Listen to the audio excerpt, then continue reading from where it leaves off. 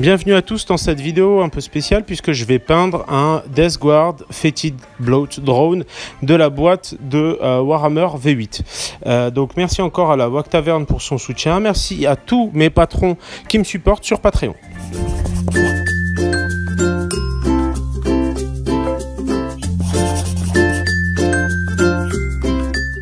Pour commencer, je sous-couche, donc j'ai monté ma figurine et je l'ai collée sur un socle déjà texturé.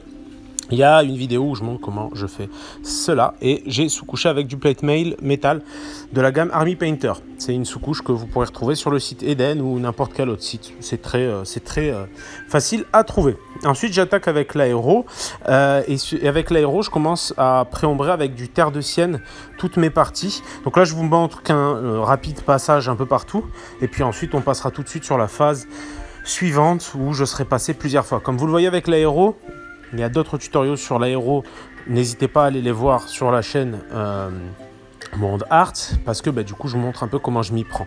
C'est des couches successives. Donc là, comme vous le voyez maintenant, je vais venir carrément au café, donc avec une couleur plus sombre. Vous aurez remarqué que avant ça, bien sûr, j'ai pas hésité à bien marquer, comme vous le voyez bien tout autour, ma couleur de façon bien en insistant un maximum. Donc là, je reviens tranquillement mais sûrement en marquant encore un peu plus jusqu'à avoir vraiment une bonne intensité dans mon terre de sienne. Une fois ces étapes au terre de sienne marquées, remarquées plusieurs fois, je vais venir cette fois avec la couleur café pour bien marquer mes ombres les plus importantes. Donc là, encore une fois, j'essaye de jamais stacker trop longtemps avec mon aéro et je fais bien tourner ma pièce pour que ça se pose au fur et à mesure comme des filtres successifs. Donc là, vous voyez à peu près le résultat une fois ces étapes passées. Maintenant, je vais venir avec une encre Army Painter que j'affectionne particulièrement qui s'appelle le Dark Tone. Ça va me permettre de vraiment marquer à mort un petit peu tout ce qui est creux, que ça tombe vraiment bien dans les creux. Et j'hésite pas à le tamponner de sorte à ce que vraiment ça marque bien. Donc voilà, d'habitude j'utilise peu ou pas d'encre. Celle-ci me plaît énormément. Donc une fois le passage à l'encre bien sec, comme vous le voyez, tous les creux sont bien marqués. J'ai bien fait en sorte que ça marque un maximum. Donc là, je fais un test rapide avec une encre de la gamme Prince Auguste. Qui est une encre qui est sortie il y a peu de temps pour faire des effets rouillés. Donc là, j'essaye et je le passe en plusieurs fois en insistant au fur et à mesure. Bon, j'ai pas été super convaincu par cette encre que je réutiliserai pas forcément, mais c'est toujours bon de faire quelques tests. C'est de chez Valero du coup et ça s'appelle du wash, donc de l'encre pour avoir un effet rouillé. Donc voilà, j'ai essayé, ça me plaît que moyennement. Donc là, je reviens avec une méthode un peu plus classique, à savoir dans cette encre, je vais venir ajouter tout simplement de l'orange, un peu moins dilué, mais qui va du coup marquer vachement plus les creux. Une fois ces étapes faites, je ne vais pas hésiter, comme vous le voyez, à le marquer et à marquer encore plus. Je ne vais pas avoir le choix parce que finalement, ce système d'encre n'est pas très opaque. Du coup, je suis obligé de venir et revenir. Une fois que toutes ces encres sont sèches, je reviens, comme vous le voyez, avec la couleur Flèche 2 de la gamme Procolor. J'utilise essentiellement des Procolor dans mon aéro, juste par un souci pour avoir vraiment toujours un aéro clean, sans trop de nettoyage. Et la Procolor a tendance à moins encrasser. Donc là, comme vous le voyez, j'hésite pas à vraiment toucher essentiellement les zones de peau et les zones de pic. Donc là, une fois les étapes, donc je suis passé rapidement, donc une fois cette étape finie, je repasse au vert, comme vous pouvez le voir, un petit peu sur toutes les zones de coque, parce que ça va être ma zone de rappel sur les couleurs. J'hésite pas à déborder un petit peu à droite, à gauche, à l'aéro, c'est pas trop gênant, et ça fera des zones de rappel. Ici, je viens légèrement teinter mes différentes zones avec un petit peu de rouge, donc sur toutes mes extrémités, mais aussi pour donner un petit peu de vie et de volume à certaines zones. Et je reviens encore avec ma couleur chair, du coup pour éclaircir de nouveau les zones que j'ai pu précédemment assombrir, et aussi tout ce qui est cornes qui sortent de certaines parties, et toutes mes zones de chair. J'hésiterai pas sur le traitement du vert à revenir avec un vert sapin beaucoup plus clair, étape qui a pu être sautée. Donc cette vidéo vient d'un tutoriel de peinture fait en live, donc n'hésitez pas si vous voulez voir la version complète, elle doit être encore disponible sur mon Facebook. Donc là, pour continuer à éclaircir le vert, je viens carrément avec du jaune pour donner une bonne patate à l'ensemble. Et comme vous le voyez, je vais vraiment venir vraiment focaliser mon attention et mes lumières sur des zones bien précises en essayant de pas trop m'étaler. Et je vais laisser autant à la peinture de sécher, ça va être assez primordial.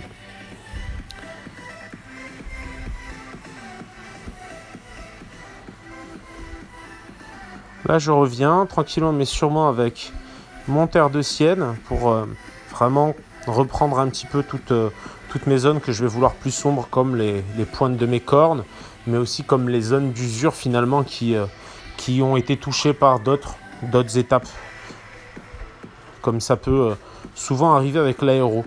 Sur ce genre de pièces un peu bordélique, de toute façon, je ne vais jamais utiliser de scotch de masquage ou quoi que ce soit d'autre, justement parce que ça fonctionne très bien sans, et même si on déborde un peu, c'est pas trop problématique. Une fois ces étapes passées, je ne vais pas hésiter à revenir avec de nouveau mon encre pour laquelle je me suis rendu compte que finalement la teinte était assez légère, pour venir vraiment badigeonner sur mon verre. Ça va lui donner en fait plus de profondeur dans les creux et ça va me permettre d'enrichir un petit peu mes zones d'ombre. Donc là, j'hésite pas, vu que, encore une fois, j'ai remarqué que cette encre de chez Vallejo était particulièrement light, j'hésite pas à badigeonner comme un gros sale. Donc là, je reviens, comme je disais plus tôt, je vais revenir avec carrément de l'orange assez péchu cette fois, pour vraiment donner plus de patate à mes différentes zones de rouille, tout simplement. Cet orange là, vous pouvez prendre un Fairy orange ou un Blazing orange s'il vous reste un ancien pot de chez Games, c'est vraiment l'idéal. Ici j'ai utilisé tout simplement du Troll Slayer orange. Donc là je vais pas hésiter à bien marquer. Donc là je tapote au niveau de l'œil pour faire cette espèce de lentille qui va être assez lumineuse et qui va bien booster le reste. Donc, comme vous le voyez, la rouille c'est une partie importante de cette pièce. Donc voilà, j'hésite pas à insister. Donc là je reviens un peu au noir pour faire tout le porture du socle de façon un peu classique, pour commencer à voir le résultat de façon un peu plus clean. Donc ça laisse autant à la peinture de sécher, et ensuite je vais revenir tout simplement sur les lentilles et puis sur les métaux. Sur les métaux, c'est très simple. Je vais venir avec du Mithril Silver ou l'équivalent, et je vais venir un petit peu rehausser toutes les zones de métaux, tous les volumes, pour vraiment avoir quelque chose de plus vivant et de plus lumineux. Une petite technique qui peut paraître pratique aussi si on n'a pas envie de se faire chier à vraiment tirer toutes les zones de lumière de métal, consiste à revenir avec un crayon tout simplement pour rehausser ces zones de métal. Ça peut très bien marcher et c'est très sympa. N'hésitez pas à jeter un coup d'œil du coup au Kickstarter qui est en cours de la jeune société française Happy Games Factory, et sur le jeu Escape, donc un board game. Donc voilà, j'essaierai de vous mettre un lien à la fin de la vidéo. Donc n'hésitez pas à scroller jusqu'à la fin de la vidéo si le cœur vous en dit, pour aller voir de quoi il retourne. C'est un jeu qui est très facile d'accès et qui permet d'initier un peu toute la famille au jeu de plateau avec figurines. Donc là je reviens toujours avec une petite pointe de marron. On peut utiliser du terre de sienne, mais on peut aussi utiliser du terre mat pour vraiment venir un petit peu teinter et mettre un petit peu de nuance dans les zones de orange.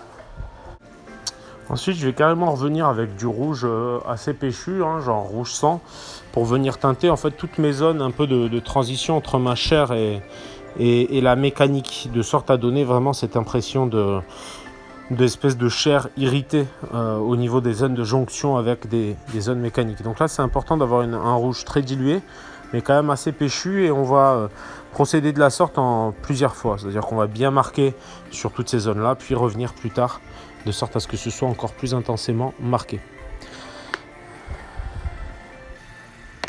Donc là j'hésite pas à revenir encore avec du Mithril pour vraiment booster les points de lumière sur mes métaux.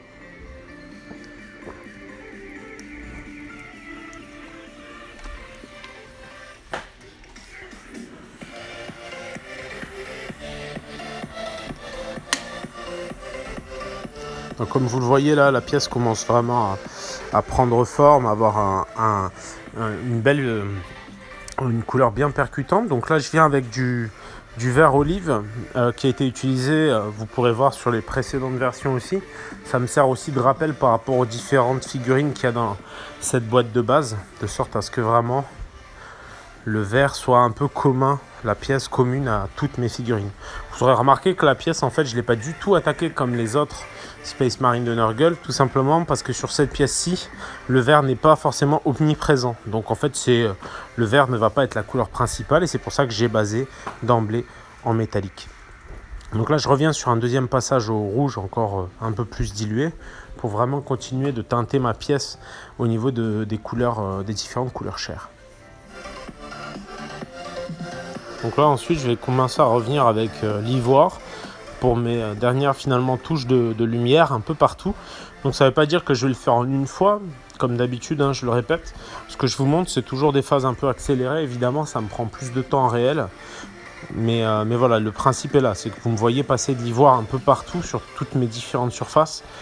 Là par exemple sur les zones de chair ça va être plutôt diffus, là où sur mes zones d'armure ça va être des petites pointes d'ivoire, et là où sur mes zones par exemple les pics qu'on a fait précédemment, ça va être plutôt des zones moyennement étendues, on va dire.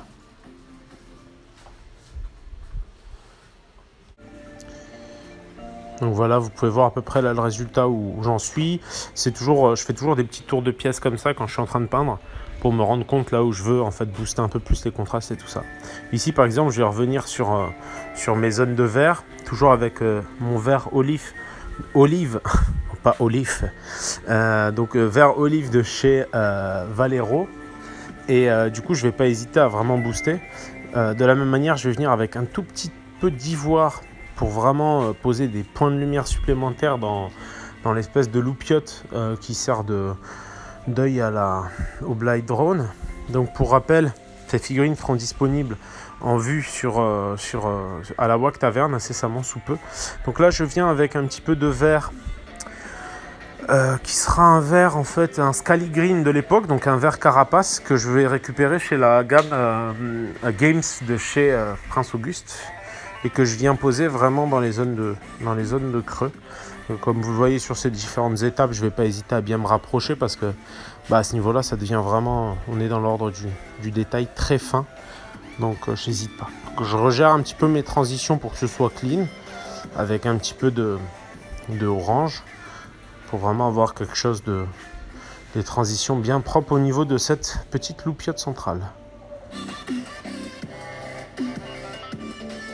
Je ne vais pas hésiter d'ailleurs à bien marquer avec, tant qu'à être avec mon orange, à bien marquer certains creux pour que ce soit vraiment, pour qu'il y ait plus de volume et que ce soit très vivant. Je vais vraiment venir avec mon orange marquer encore plus certains creux pour montrer que ça sointe, quoi. C'est du Nurgle, donc ça doit avoir cet aspect vraiment sale et vieilli. Ça va être un point extrêmement important, donc j'hésite pas à vraiment bien le marquer. Avec une petite pointe de rouge supplémentaire, je vais revenir un petit peu teinter comme je l'ai eu fait précédemment, toujours en marquant de plus en plus dans les creux les plus intenses. C'est ce qui va me créer finalement le dégradé et les transitions, donc j'hésite pas à y aller à fond pour bien avoir des transitions bien nettes, bien claires. Donc là je ne vais pas hésiter à revenir avec un petit peu de jaune dans ma loupiote, donc je vais vraiment venir tapoter pour avoir une intensité maximale, et ce jaune va me permettre d'avoir encore plus de contraste au niveau de son œil central, qui va être vraiment un point assez important de la pièce. J'aurais pu faire le choix aussi de le faire en bleu par exemple pour attirer un peu plus l'œil, mais le jaune me va bien. Donc là je reviens un petit peu sur des points de lumière avec une toute petite pointe d'ivoire mélangée à mon vert, et ça va me permettre d'avoir quelque chose de beaucoup plus intense, beaucoup plus vivant. J'hésite pas à bien marquer ça pour avoir des contrastes bien nets et commencer finalement à atteindre la fin de ma pièce, tout simplement. Là j'hésite pas, toujours à l'ivoire, je reviens rehausser, donc c'est souvent comme ça les dernières étapes. Si vous avez un peu l'habitude de mes vidéos, les dernières étapes ça va être souvent de l'ivoire posé très proprement et bien boosté pour avoir vraiment une vue d'ensemble claire, nette et précise. Donc là, vous voyez, je reviens avec de l'ivoire pur cette fois, toujours pareil, en rehaussant de façon systématique. Et voilà, ça va être la répétition et les couches successives qui vont faire le contraste. Je ne vais pas essayer tout de suite d'avoir le contraste maximum, sinon ça m'imposerait de faire des pâtés. Mais à force de répétition, on obtient quelque chose qui fonctionne à peu près. Donc là, pareil, sur les zones de chair, je ne vais pas hésiter à booster, toujours avec mon ivoire pour avoir quelque chose de bien marqué.